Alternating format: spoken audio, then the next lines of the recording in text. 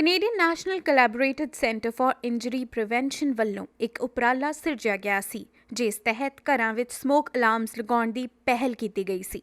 ਇਸ ਮਹੀਨੇ ਇਸ ਉਪਰਾਲੇ ਸਦਕਾ ਸਿਟੀ ਆਫ ਸਰੀ ਅਤੇ fire chief association of BC ਨੂੰ ਮਾਨਤਾ ਪ੍ਰਦਾਨ ਕੀਤੀ ਗਈ ਹੈ।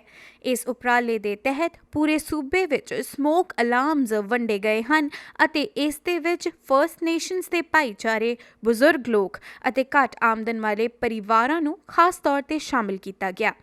ਇਹ ਮਾਨਤਾ ਪ੍ਰਾਪਤ ਕਰਨ ਮਗਰੋਂ ਸਰੀ ਫਾਇਰ ਚੀਫ ਲੈਨ ਗੈਰਿਸ ਨੇ ਇਸ ਦਾ ਸਿਹਰਾ fire chief association of British Columbia ਦੇ ਨਾਲ ਹੋਈ ਕੋਲੈਬੋਰੇਸ਼ਨ ਅਤੇ ਕਿਡੇ ਕੈਨੇਡਾ ਵੱਲੋਂ ਪਾਏ ਸਮਰਥਨ ਨੂੰ ਦਿੱਤੀ ਹੈ। ਮਾਰਚ 2012 ਵਿੱਚ ਯੂਨੀਵਰਸਿਟੀ ਆਫ ਫਰੇਜ਼ਰ ਵੈਲੀ ਨੇ ਬ੍ਰਿਟਿਸ਼ ਕੋਲੰਬੀਆ, ਐਲਬਰਟਾ ਅਤੇ ਓਨਟਾਰੀਓ ਸੂਬਿਆਂ ਵਿੱਚ 50,000 ਦੇ ਕਰੀਬ ਘਰੇਲੂ ਅੱਗਾਂ ਦਾ ਵਿਸ਼ਲੇਸ਼ਣ ਕੀਤਾ ਸੀ। ਇਸ ਅਧਿਐਨ ਵਿੱਚ ਸਾਹਮਣੇ ਆਇਆ ਹੈ ਕਿ ਇਨ੍ਹਾਂ ਅੱਗਾਂ ਵਿੱਚੋਂ 2/3 ਹਾਦਸੇ ਨਾਕਾਮ ਫਾਇਰ ਅਲਾਰਮਸ ਕਰਕੇ ਹੋਏ ਸਨ।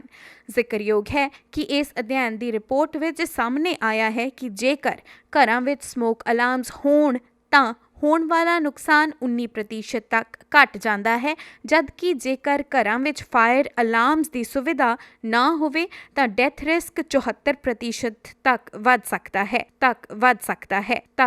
ਸਕਦਾ ਹੈ।